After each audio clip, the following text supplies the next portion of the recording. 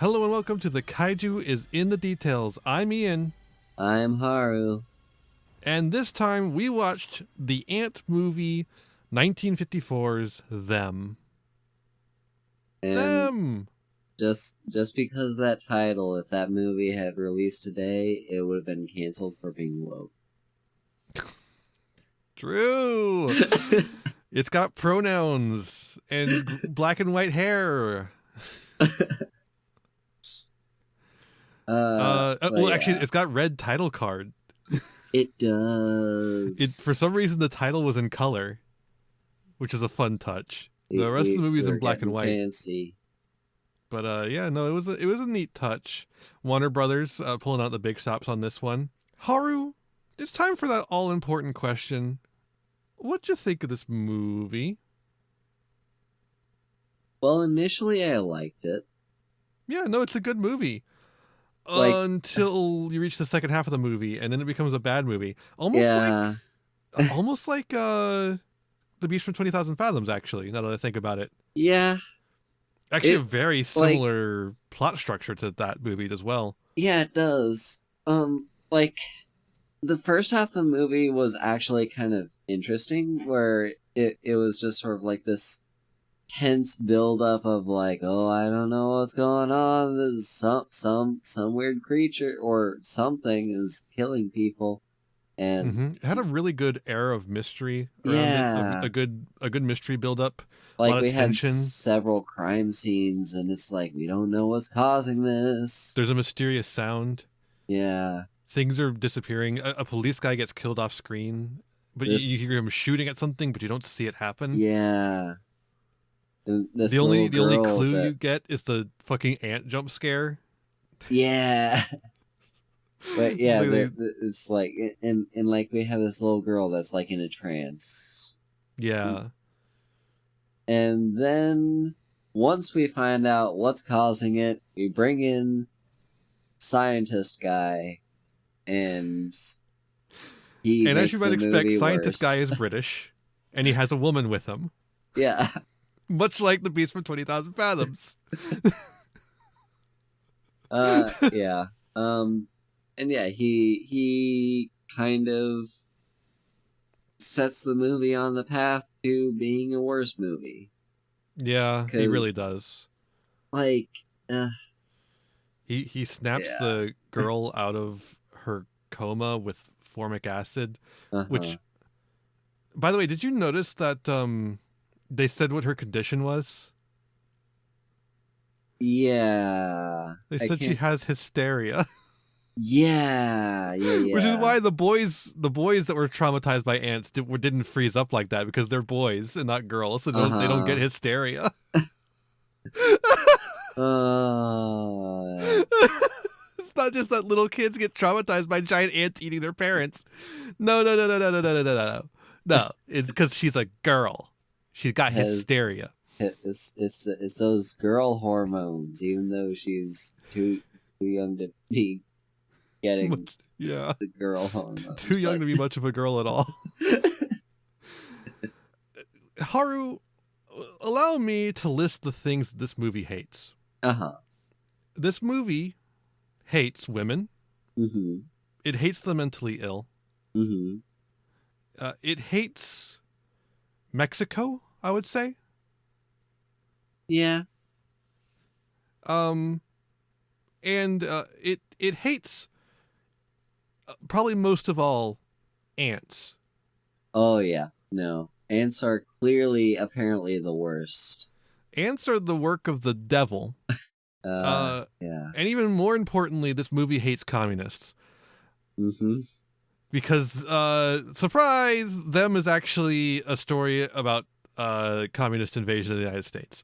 Sorry, we're just going to have to do this every so often with American films. Half of all American films during this period are Red Scare stories that are about communists. The ants are the product of the atomic bomb, so there's a little bit of science gone mad, but it's mostly about communism. Yeah. There's like, yeah. Were you listening in on the radio, like in one of the first crime scenes? There's something about an unstable political situation. Yeah, it was I was trying to hear what the radio was talking about, but like there was too much to pay attention to in that scene. So yeah, the movie, the radio really sets up the themes of the movie. It talks about an unstable political situation, and then it also talks about the eradication of all of like diseases like polio and such. So it's about the progress of science, and it's also about communism. Yeah. So it's like it sets it up all in one little short scene right near the beginning of the movie. It's not subtle. Mm-hmm. It's not subtle. But before we get into themes or anything, this movie is while I have my issues with this movie. There's a lot of craft in this movie. I do want to make sure we're acknowledging that. I like these effects. Yeah. I think the ant effects are quite nice. Yeah, the ants were actually kind of pretty cool. They look like ants. They look like giant ants. Yeah. Do they move very well? No, but they specifically don't move them for that purpose. Yeah. They just don't move them very much. They let them like linger in the scene and kind of creep up over edges and such, with their heads wobbling back and forth. Yeah. The only thing with the ants that didn't look good was when they had the winged ones at the end of the movie. Uh-huh. The wings are giant pieces of plywood. Like, they're not good. But otherwise, these ants look quite nice, which is, I think, basically the only reason I would ever consider this a classic is because of the really good effects of the movie. Yeah. This movie, otherwise, kind of, and the good first half of the movie with the tension and all. Yeah. The rest of the movie kind of stinks on ice. Mm-hmm. The tension completely melts away as soon as the mystery is solved, but they do that halfway through the movie, and then they try to build up mystery again with like, where did the new queen ants go?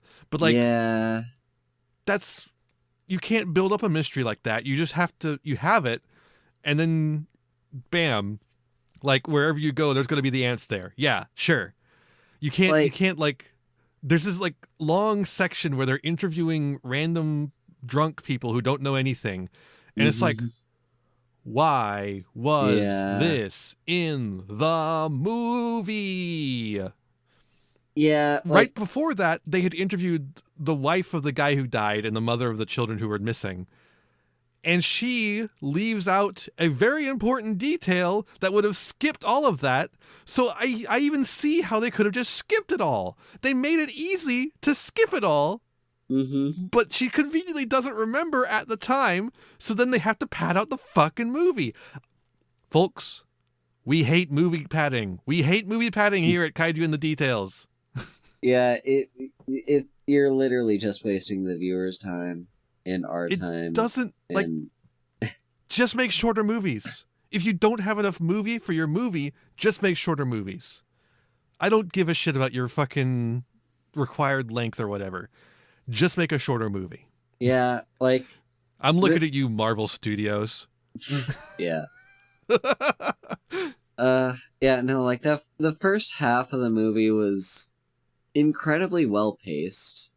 Like, Very good. Very slow. It was slow, but it needed to be slow, and it was... Could have been slower, actually. Yeah, it was captivating. It was like, oh, what's this mystery that we're building up to? I mean, we kind of knew ahead of time. Yeah, you kind of know. But, and like, they tease it with the ant jump scare, the little ant jump scare. Yeah. Where the ants are stealing sugar because they're ants. The giant ants, are stealing sugar, but they spilled some sugar and there's little ants all over it. And so they do like a little like stinger with it. And yeah. It's like, I'm not going to get scared by little ants. Sorry. So they're like teasing us with like, what the big reveal is going to be. But like, it was still, well paced. They like, I didn't have a problem with the pacing of the first half. And then the second half was too goddamn slow to get to the point. It's a slog. Like, and they're trying to build the same exact mystery up, but we already saw the mystery build up. Yeah. So it doesn't work again. You can't just do it again. like at this point, it's like, oh, all of humanity is at stake here because these queens that we can't find, so we have to track down the queens. And I don't know, just And also the constant, like, we gotta keep this a secret. If we let this yeah. out to the public, they would fucking kill themselves. Which If the public knew that giant ants existed, they would murder each other, like the Purge. Have you ever seen the yeah. Purge? Which But then they fucking reveal the ants and nothing happens. yep. They fucking reveal the ants to the public and nothing goddamn happens. It's so interesting thing. I don't remember which podcast it was I listened to, but it was a Cool So Media podcast where they mentioned like how Hey, Cool Zone Media, have us on. yeah. We're big fans. We'll have you on if you have us on. Yeah. This prestigious podcast experience. But like, yeah, I don't remember which podcast it was that mentioned this, but one of them, basically, I think it might have been Cool People Who Do Cool Stuff. But it like, yeah, one of them mentioned how like the whole like mythical, hey, if you tell people the world is gonna end, then everything's gonna erupt into chaos and we're gonna kill each other, is completely a myth. Yeah, because we didn't do that with climate change. Yeah. We have fucking proof of what, like, nobody did anything. we have evidence in the real world of an impending doomsday scenario, and nobody did anything. Yep. So, yeah, no, the whole, if we tell people they'll panic and there'll be complete chaos is complete bullshit and not factual. I think this movie is more frustrating to me than a movie like The Monster Beneath the Ocean Floor or whatever the fuck. Mm-hmm. Because that movie was nothing and it gave us nothing. Yeah. This movie gave us something and then took it away. Yeah. It gave me a toy and I was like, ooh, I love my little toy. And then it said, actually, you can't have the toy anymore. Yeah. And so now I'm like, but my toy. I want my toy. That's 2 syllables, by the way. Toy-y. Toy. Toy.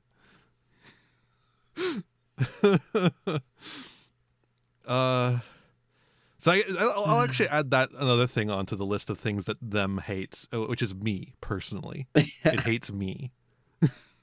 Honestly, it like they could have just ended the movie when they wiped out the first nest. Literally, if you had just done that, it would have been a really nice episode of the Twilight Zone or something. I don't know. Like they didn't need to do the whole, oh no, 2 queens hatched and we don't know where they are.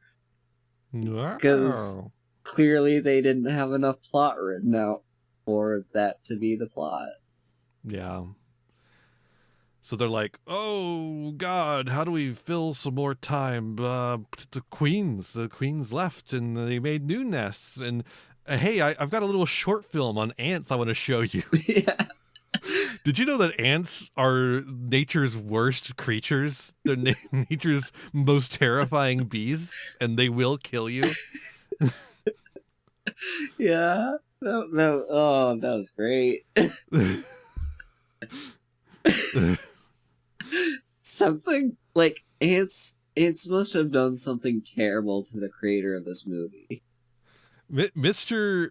fucking Gordon Douglas, or maybe perhaps the writer, our screenplay writer Ted Sherdeman and Russell Hughes, or maybe the original story writer George Worthing Yates, the original stage play, original story. I mean, one of these people fucking hates ants.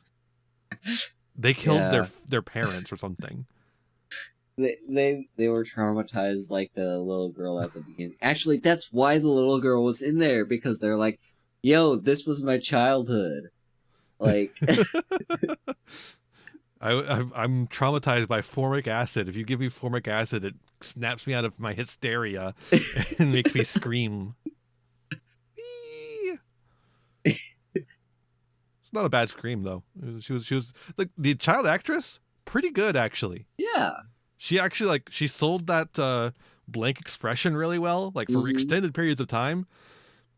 She hit the scream real nice. She didn't have much to do, but like for what she did, it was pretty good. She was pretty good at it. Yeah. I can't really say the same of any of the other actors in the movie, frankly. None of them feel like characters. They feel like means to an end. I feel like much like the Beast from 20,000 Fathoms, we have yet again a collective protagonist. Yeah. And none of them are like actual characters on their own. They've all kind of been subsumed into one individual character, which is the U.S. military. Yeah. That's another thing about this movie is it just loves the military. It loves cops and it loves the military. It doesn't love the cops as much as it loves military, though, because all the cops in the movie do die. Yeah. Every single one of them, even the one that's like a main character for most of the movie. Nah, he's dead now. You love the FBI guy, though, right? Mm-hmm. Who's now wearing military gear because because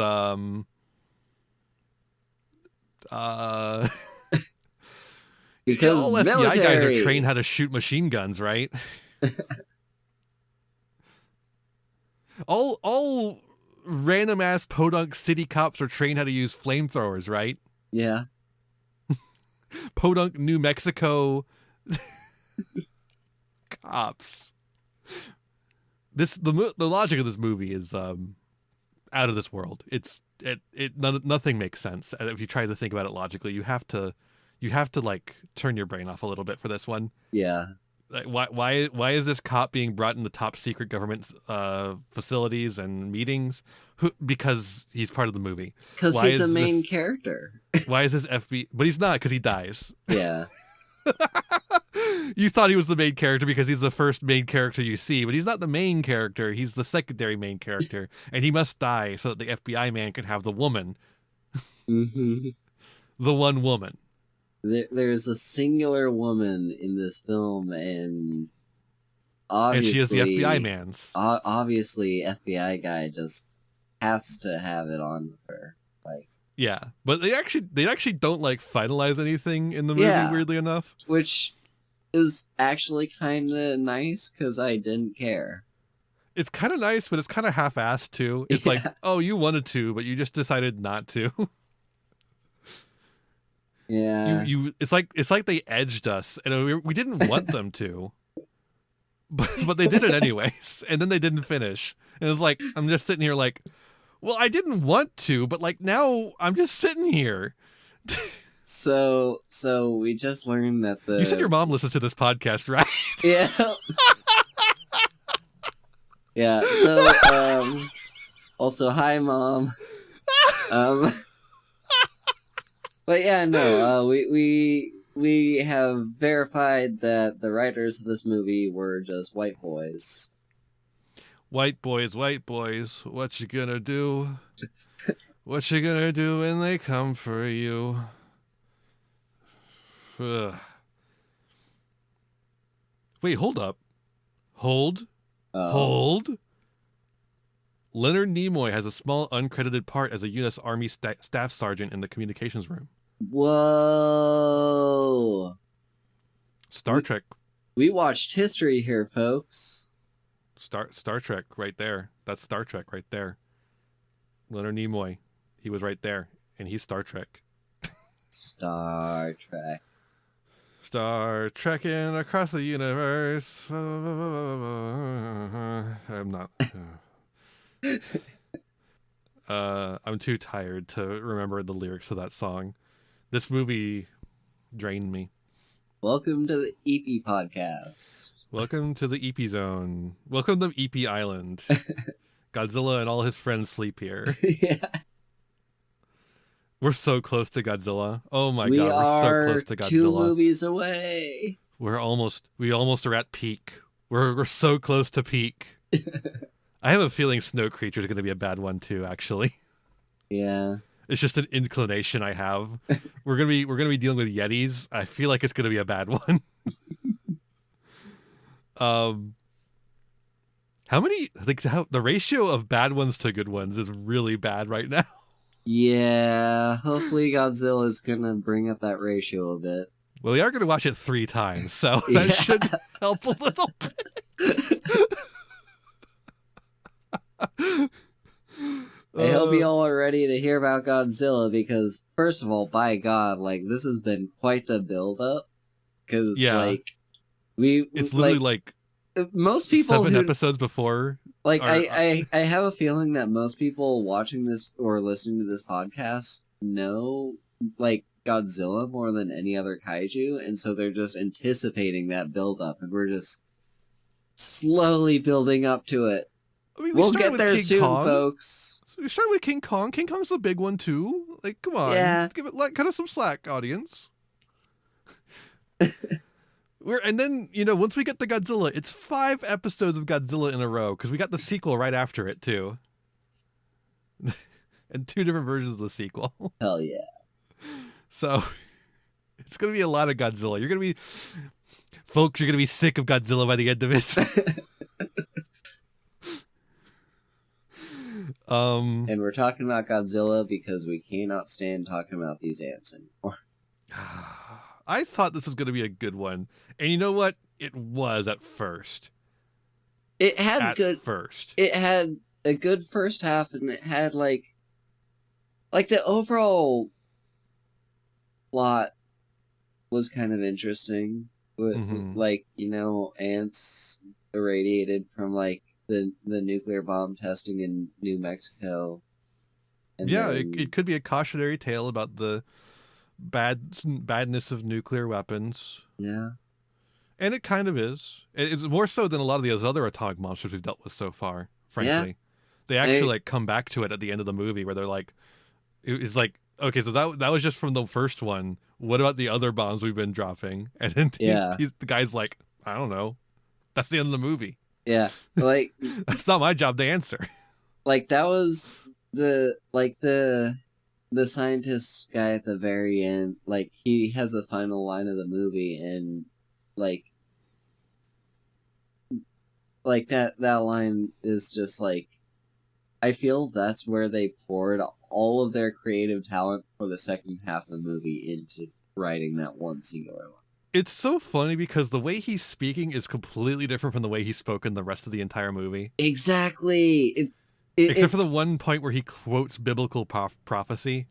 So it's just very clearly he's trying to be like doing biblical prophecy stuff. It's like, I don't know. It's like it's the voice you do when you're saying the moral of the story. Yeah, exactly. At the end of a fairy tale. That's what that's the moral of the story. Like that's what these writers wanted to do, and they were like, you know what? Let's give the moral of the storyline to the Doctor, and yay. Oh, speaking of this movie also hates scientists. Yeah.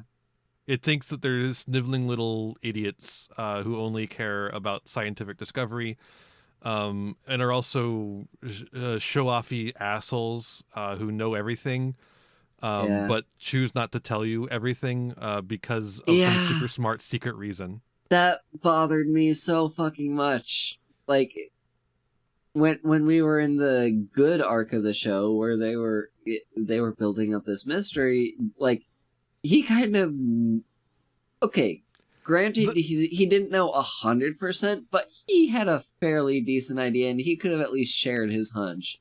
But no, he was just like, fuck you guys, I'm gonna keep you in the dark. If I tell you, then you might tell someone else, and then everyone will kill each other like it's the Purge night. Yeah. And meanwhile, FBI guy's like, why don't we all talk English around here? Yeah. I will say, using the sandstorms of New Mexico as like a cover to make the puppets look a little less bad is a really good idea. I like that. Yeah. I like creative use of environment to disguise puppets' failings. And it set up for a dramatic reveal of like these giant ants were the thing killing everyone this entire time. Yeah. I also like the ant caves. I think they do a really good job of setting up the scale of those. Yeah. They look pretty nice.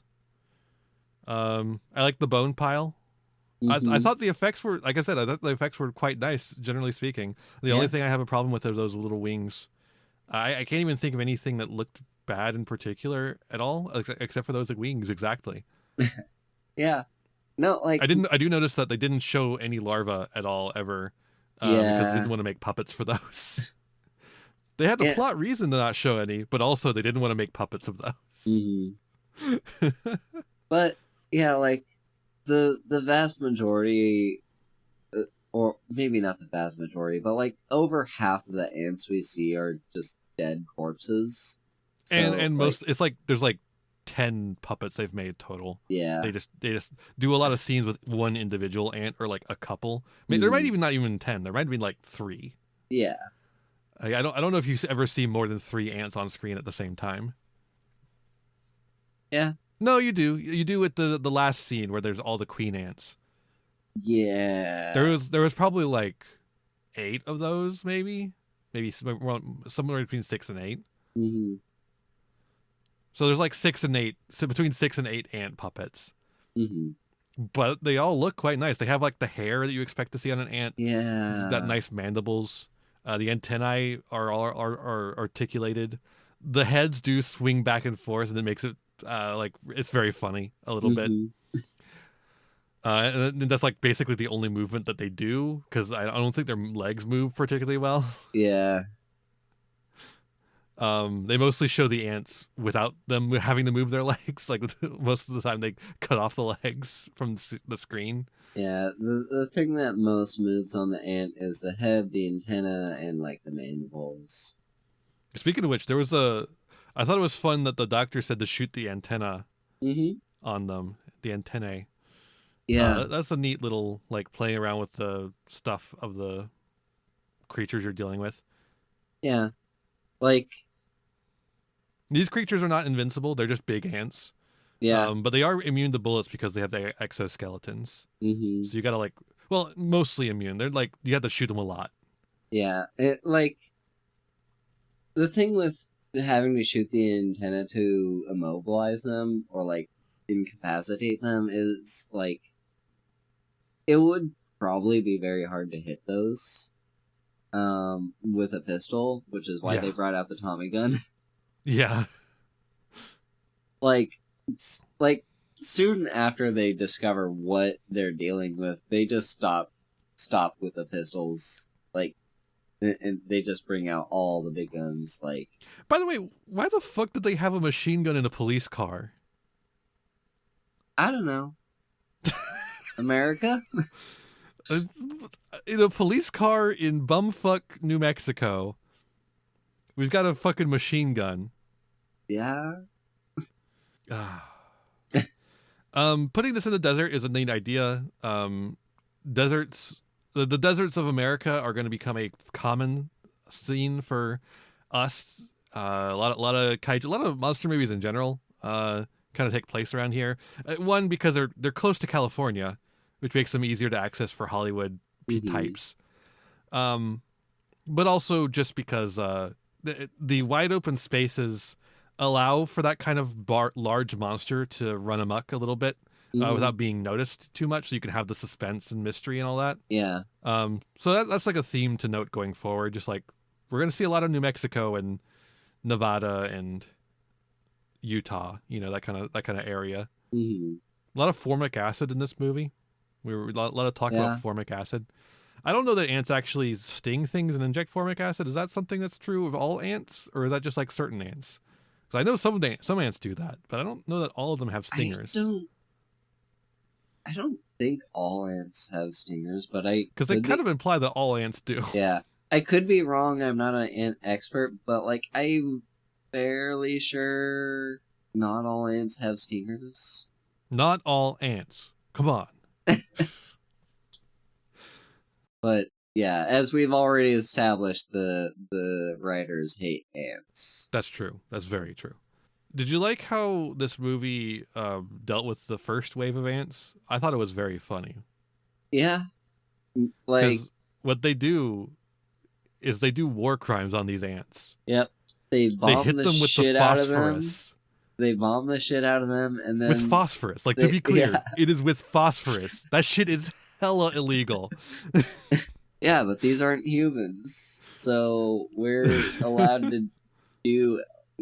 We're allowed to go balls to the wall here. We're allowed to let loose the things that we wish we could let loose during war. We could use all the fucking white phosphorus we want, and we could use all the goddamn cyanide gas we stored up from World War I. Yeah. And just fucking blast their asses. I mean, I guess that could be interpreted as the people of this movie want to commit war crimes against communists. Oh, I mean, like, for sure. Because communists aren't actually human, they're ants. Yeah. They're as the movie says about ants, they're savage, ruthless, and courageous fighters. Just like in World War II. Mm-hmm. You have to destroy them all, because if you let one of them go, they're gonna spread and make more communists. I mean, ants. I think it's time for another rundown of funny lines from this movie. Lots of Wilhelm screams. Oh my god, the Wilhelm screams are all over the place. By the way, Wilhelm scream was only 3 years old at the time of this movie being made. Oh. Also, they intended to make this a 3D movie, but they didn't like the way it looked, so they didn't do it anymore. But that's why the title is blue and red like that, because it was like what they were going to do with the 3D stuff. Mm-hmm. But yeah, when they're talking about, they don't know it's ants yet. They're talking about like what the possibilities could be, and the police officer's like, "I've been calling mental institutions. Everything points to a homicidal maniac." And then the other guy's like, "It's not some loony killer. It's got to be something else, because it doesn't make any sense." Yeah. It's like, loony killer, huh, man? When they're in the sandstorm and the professor is trying to look around and he doesn't wear his stupid sandstorm glasses because he's an idiot. That was a funny thing. Like, oh my god. The police guy says, "You're supposed to wear them over your eyes." We love the flub lines, don't we, folks? Like, they wrote the scientist guy to just be an idiot. Cause, he's so stupid. Cause, he's so like, smart, but he's stupid. When they were in the helicopter too, like, he kept forgetting to say over, even though the guy kept telling him. Then he's like, "When you're done, say over and out." He's like, "No, fuck that." No, I'm not doing that. And it's just he takes waste more time arguing than he would have just saying the words. Yeah. And so then the police guy just says it.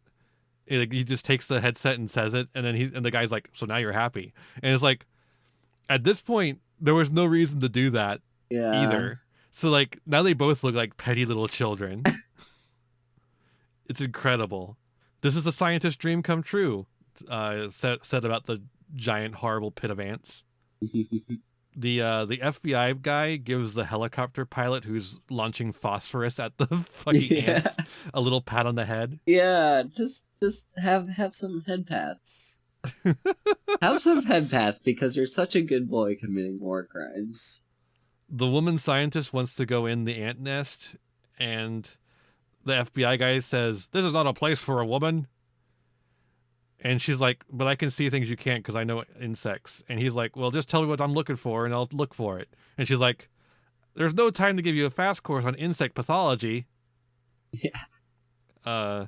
While they're digging around in the nest, the lady notices that some of the nest is made by spit, which is what ants do. I don't know why she feels the need to note it. Because it's just like, yeah, that's what ants do. Yeah. What about it?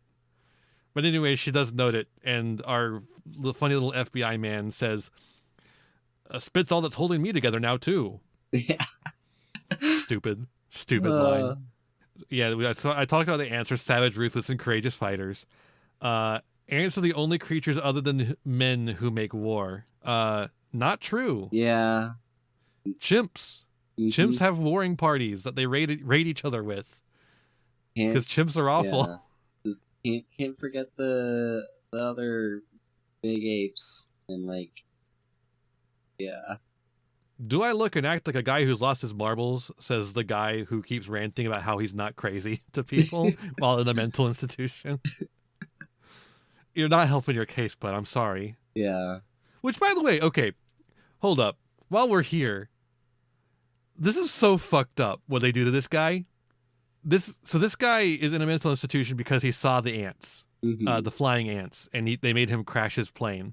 So they put him in a mental institution, and then they get the information from him, and they're like, okay, so the ants went this way, and that's like really important information that they got from this guy.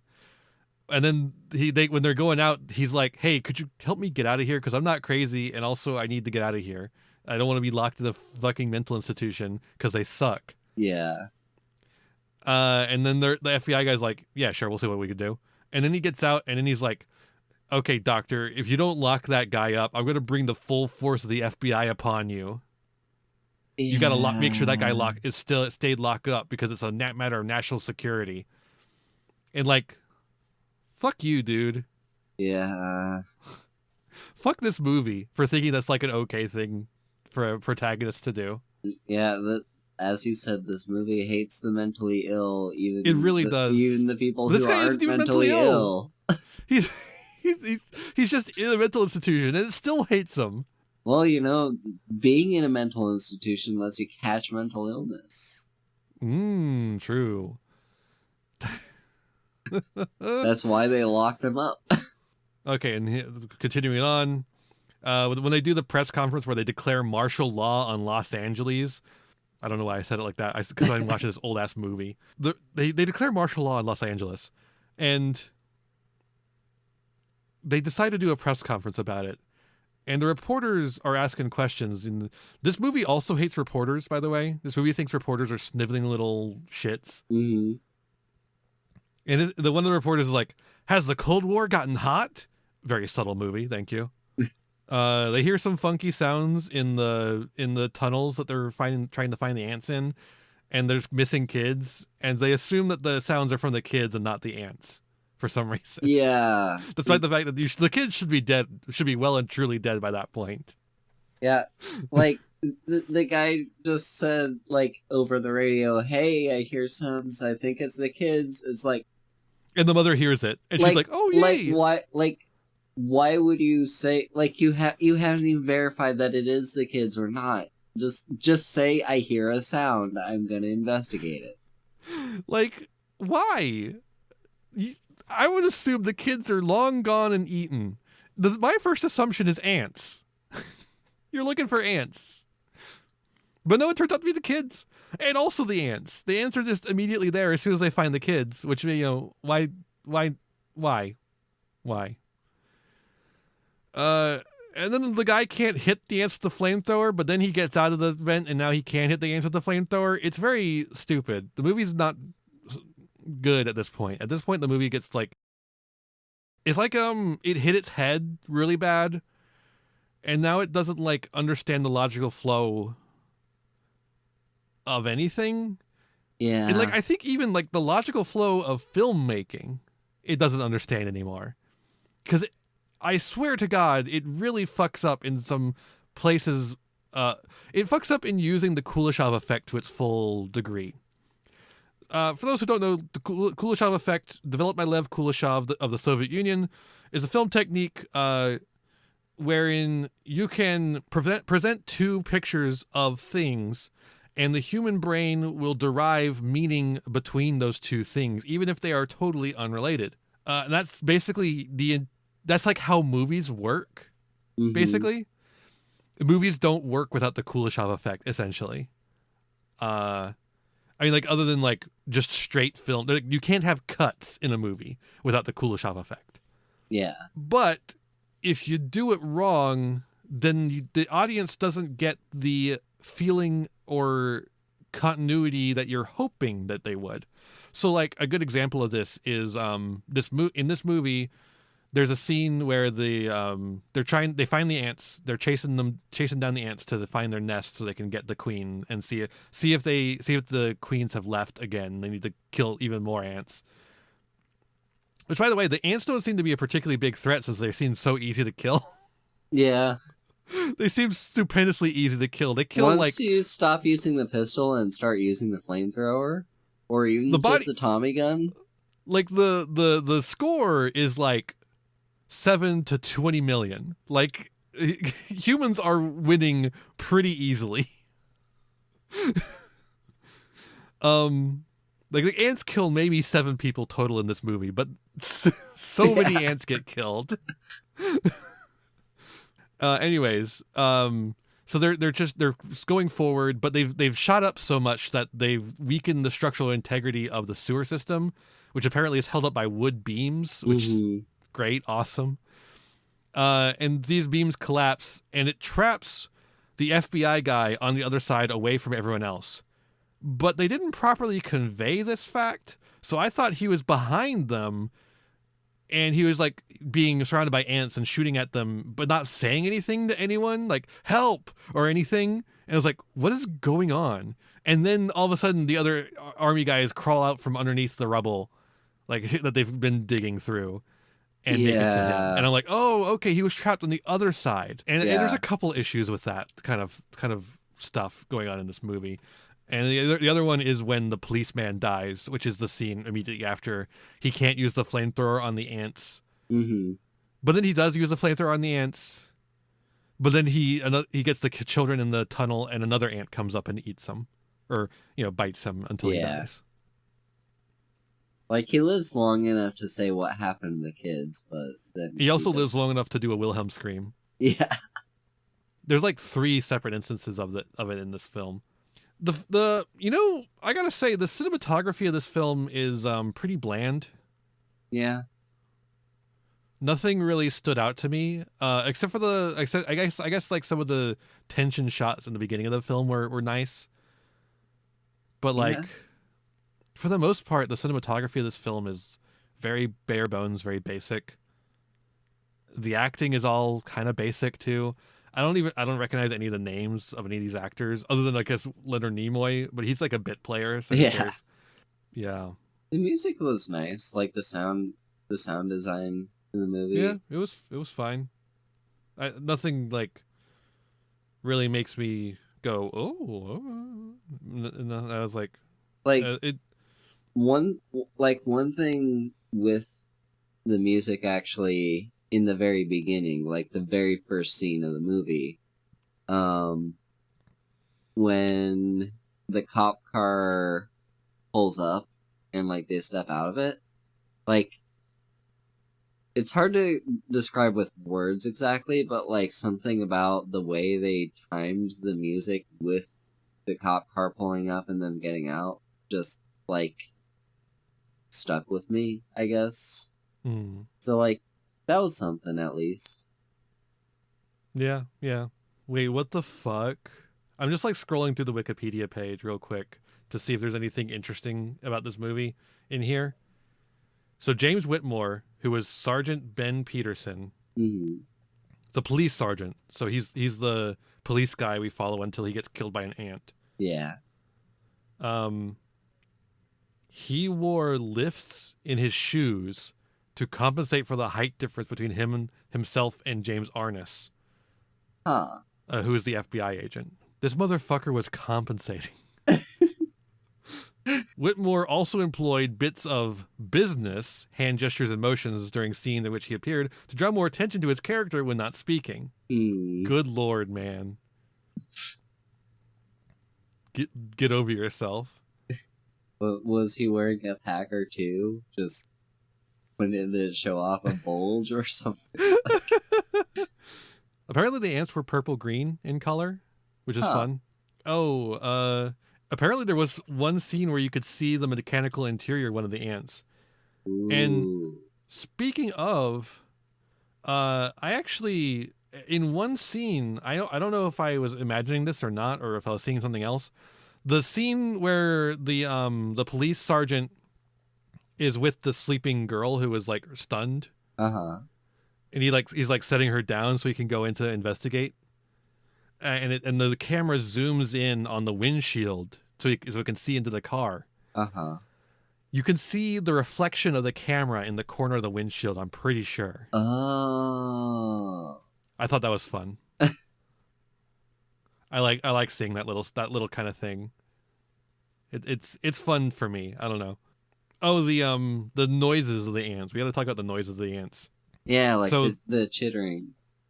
Yeah. So this apparently they were the calls of the bird-voiced tree frogs mixed together with the calls of a wood thrush, a hooded warbler, and a red-bellied woodpecker. So Huh. you'll note that most of those are birds and one of them's a frog.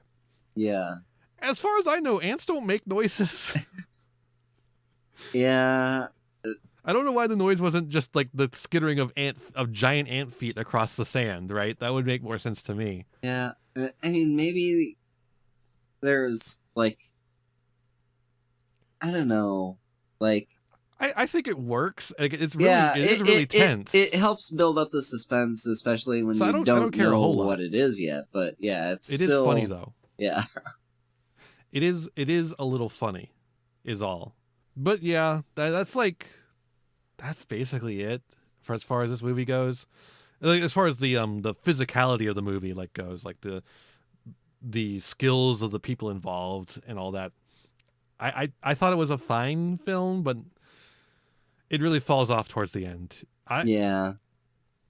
I would still give it a watch, honestly, Yeah, no, but I wouldn't give it a second watch. it was like it was still enjoyable, especially the first half. Like I don't know how many times I have to say that the first half was actually good. Mhm. Eh, like once you kind of get past where they've like wiped out the first nest, you can kind of just sort of fast Zone out. forward or like zone out, just like stop paying attention to the movie after that point. This is a good movie to have on in the background. Yeah. I guess it's themes time Yeah. because there's not much else to talk about really. You said you liked the music, but the music to me was really nothing as Mhm. far as I'm concerned. It felt a lot like the Beast from 20,000 Fathoms music, frankly. Yeah. Which makes sense. They're both Warner Brothers, so Fair. it might even been the same catalog of music. Yeah. Theme wise, we already talked about this briefly, but I don't think it can be overstated that this is one of those Cold War films that is about the Cold War, where it Mhm. makes it's like the metaphor is just abstracting communists onto random ass monsters. Yeah. And what better than ants, because ants are a collective of like they're hard workers that work together, and they have a common goal, and they live in a commune or And much like anthill communists, or they whatever. sting their victims and inject them with formic acid. Exactly. And if you don't wipe out every More like- single last one of them, then they will continue to breed and spread until they eventually wipe out all of America. I mean, humanity. More like 4 Marx acid.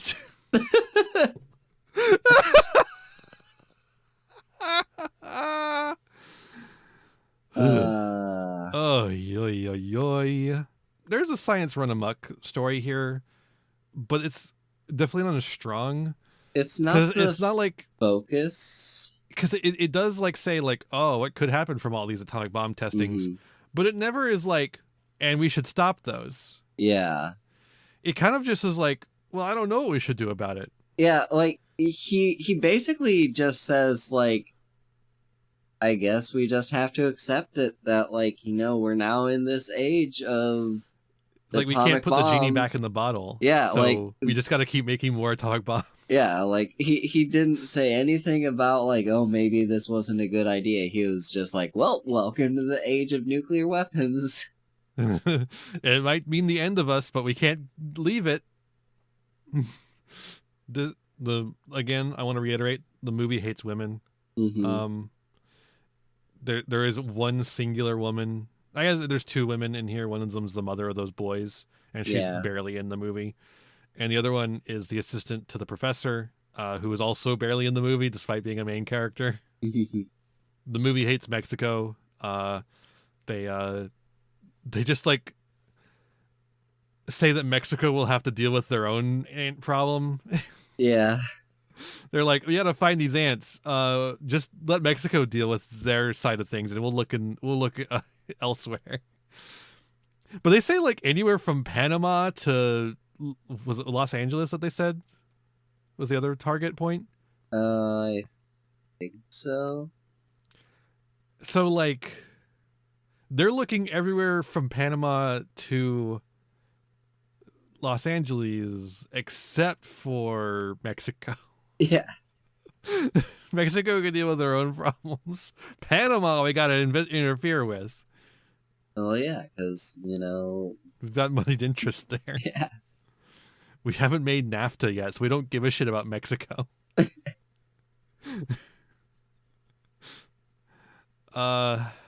And the movie hates the mentally ill. It really hates them. There's a lot of scenes that involve mentally ill or alcoholic people, and the movie doesn't care the difference between the two. Mm-hmm. And it just treats them like babies. It's really cruel. It's very cruel to them. It's very cruel to the American public as a whole. Yeah. It hates democracy. This yeah. movie wants a military dictatorship. Yeah. It hates the idea of the public being able to know anything that goes on in the nation. Because, well, it fears them. The public are gonna kill each other if we tell them that things are bad. It literally is like if you took the Purge movies. I don't even say literally, because the movies as literally as possible are about the opposite of this. Yeah.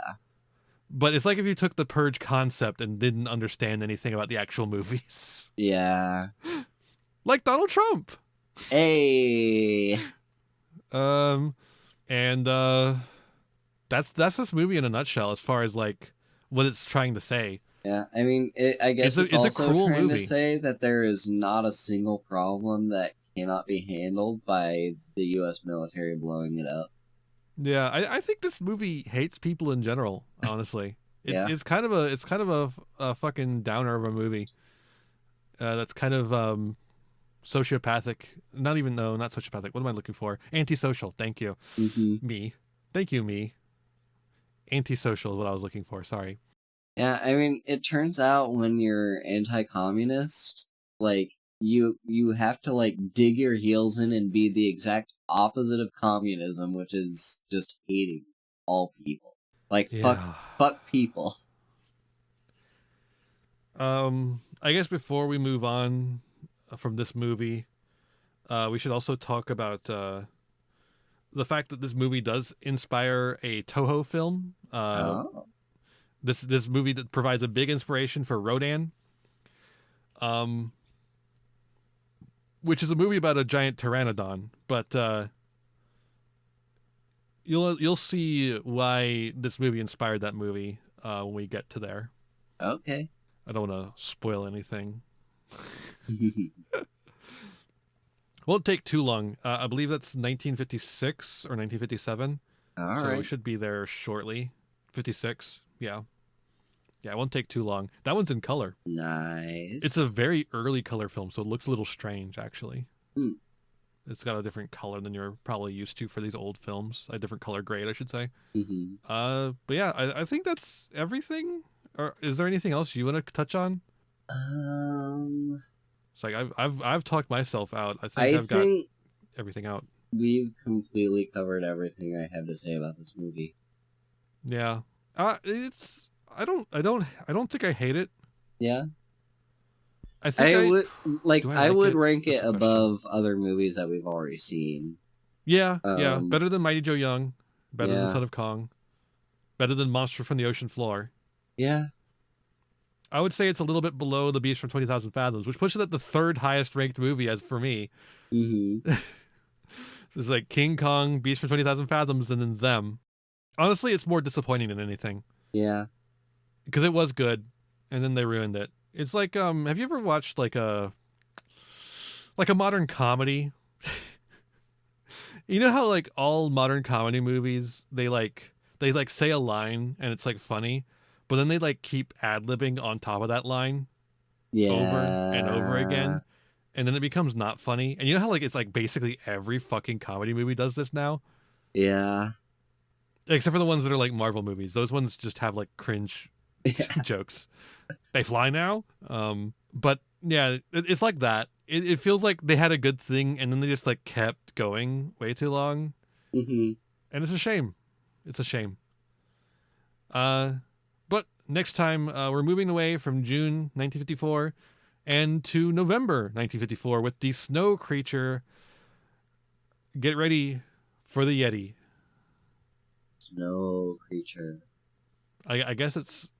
Well, before we say goodbye to them, which, by the way, they drop the title of this movie way too frequently in this movie. Yeah.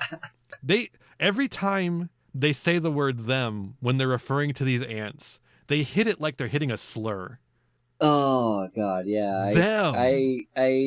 Yeah. Do you think that they're here? Do you think it's them? They specifically word things in a way to make it them instead of there. Yeah, it's. Do you think it could be them?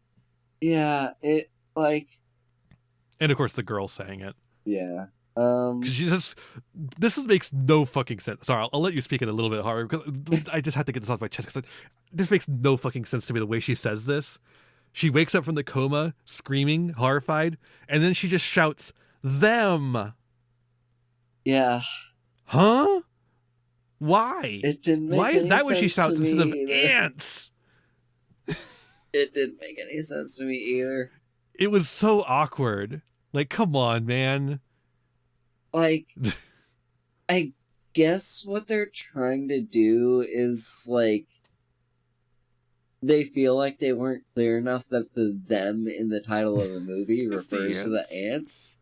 So they have to nail it, like, every chance they get. It's just corny. Like, it's just really corny. I think even at the time it would have been corny, right? Like, there's no way. None of the other movies we've done do this kind of shit.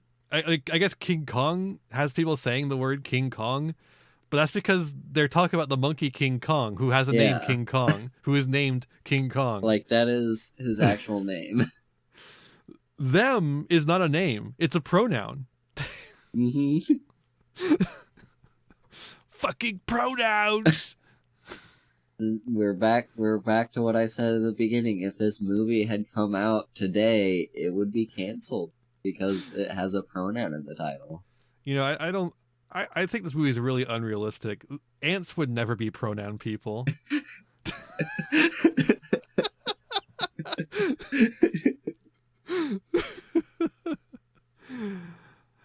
Thank you so much for joining us today. You can find this podcast wherever you find podcasts, including YouTube, where I have those videos. The YouTube is thempodian. You can give us reviews on the various apps like iTunes and stuff. It really does help. And recommend this to your friends as well. That kind of stuff really helps because there's not really a whole lot of algorithm out there for podcasts unless you're on YouTube specifically. And we're not on YouTube specifically. We're on YouTube in addition to all the other things. So if you could help us out, we'd really appreciate it. If you like kaijus, or you know a friend who likes kaijus, or just someone who appreciates old movies, just send them our way. Yeah. Get us on Turner Classic Movies someday so I can talk about how people don't understand Godzilla. Like I do. We'll get to that. We will get to that. But it's going to take a while because it's not the original Godzilla that people don't understand. I think people understand that one perfectly fine. Mm-hmm. Anyways, if you do want to hear more things that I have to say, despite the fact that I think you're wrong about Godzilla, yes, you, dear listener, you're wrong. No, I'm kidding. You can check me out at Empire Ian. That's anywhere basically. Blue Sky, Twitter, Twitch, YouTube. Pod Ian is where all my podcasts go, which is mostly this one right now, but I've got more in the future. And then Tomb of Empire Ian is my Let's Play channel where I do Let's Plays, and put my stream VODs. The main channel is for Yu-Gi-Oh! And video essays. I do video essays on all sorts of things, including sometimes Godzilla. I haven't done one of those in a while. The last one I did was a review of Godzilla -1 when it first came out, so that tells you about how long it's been. But it wasn't really a video essay either. It was more just a review. It was off the cuff. But people liked it a lot, so, I call it a video essay because why not? Yeah. Where can people find you, Haru? I am Haru Hayes You can find me as Haru Hayes pretty much everywhere except Blue Sky, where I am just haru.vspire.live. And yeah, I'm just pretty much everywhere as Haru Hayes. I stream if you're interested in catching any of my streams. I try to do that occasionally. And yeah, probably best place to keep up with me is Discord. So yeah. Where I also post new episodes as they go up so that you can know when the next one comes up. Yeah. I think that's just about everything. Are you ready to say goodbye to them? I'm ready. Sayonara them. Sayonara them. Or ants. I guess.